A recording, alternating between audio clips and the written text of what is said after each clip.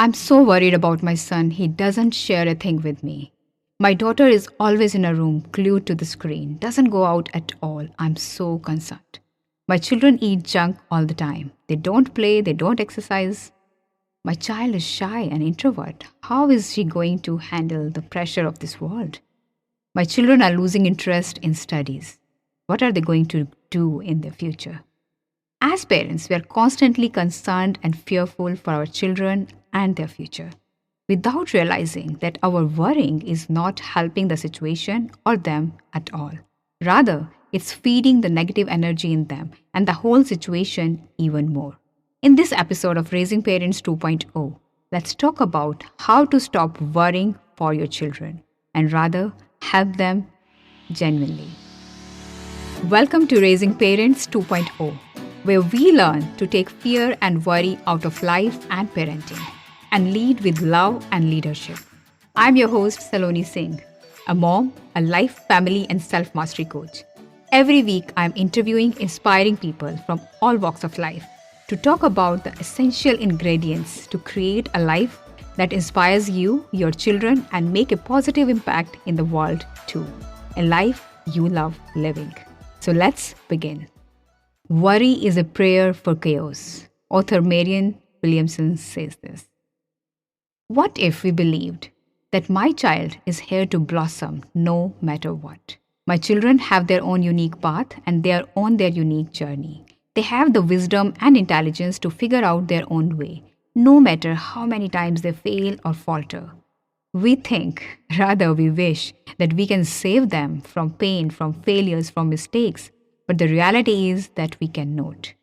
What if our children's growth, their potential, their progress is dependent upon our belief, our trust and faith in their journey?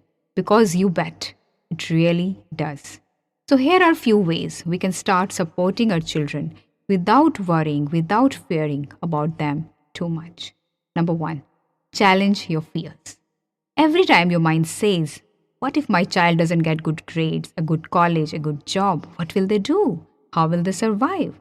Challenge that thinking. Are there people in this world who might not have got good grades in school and college, might not even have studied from a good place, but still are doing good in life?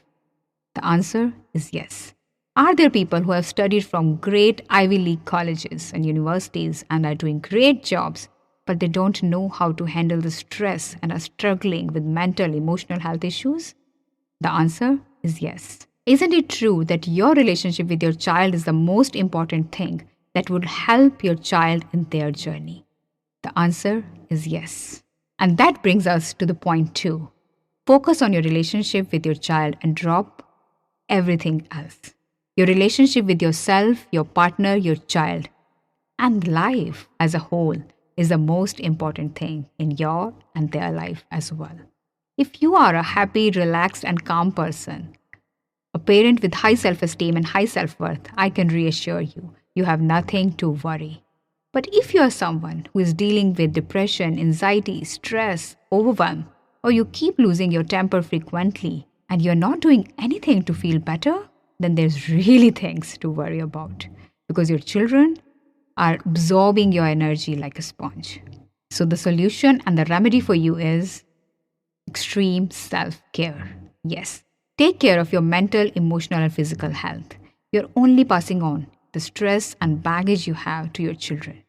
Whatever you need to do in order to feel better, you have to start doing that, whether it's meditation, yoga, exercise, reading good books, positive thinking, learn to train your mind, or take help of a life coach or counselor. Do whatever it takes to help you become a calmer, a happier person. And then focus on your relationship with your child.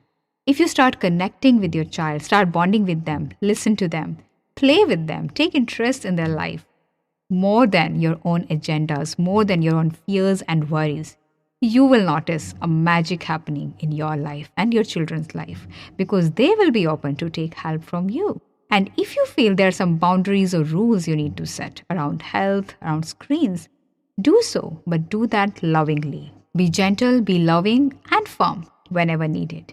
For example, my daughter wasn't going out of house at all because of the lockdown, and I was concerned about her health.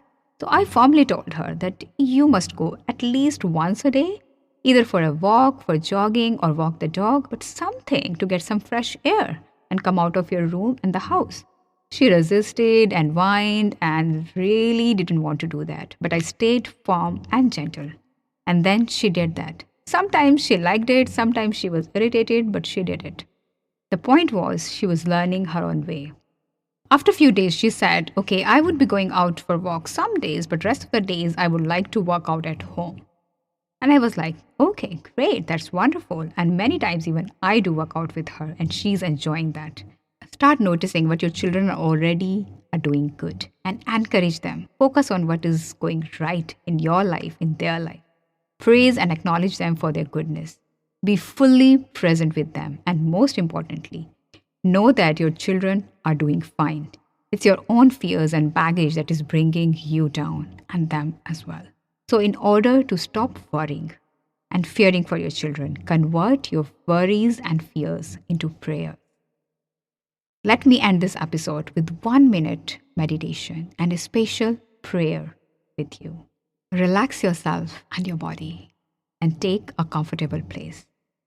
If you're outside somewhere, take a break and sit down. If you're driving, maybe pull out your car and take a moment to pause. Close your eyes and start focusing on your breath. Start with deep, calming, relaxing breaths.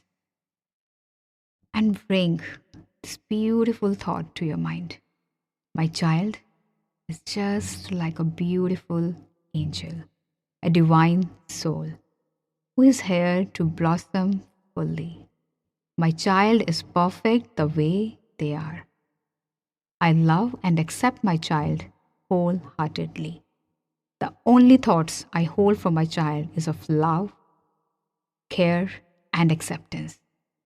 I pray for my child's well-being. I pray that my child connect with deeper happiness within their being. I pray that my child connects with a deeper spring of well-being within them. I pray that my child fulfill their potential and connect with the joy and wisdom within them. I know my child will flourish and blossom.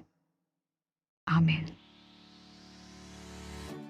So rather than worrying for your children, if you start your day and end your day, and whenever you look at your child, just pray and wish them well. And you would be surprised miracles happening in your life and your children's life as well. Keep evolving, keep inspiring, and keep growing. And create a life that you love living. And in the process, you would inspire your children and the world as well. I will see you soon in the next episode of Raising Parents 2.0. Thank you very much for listening.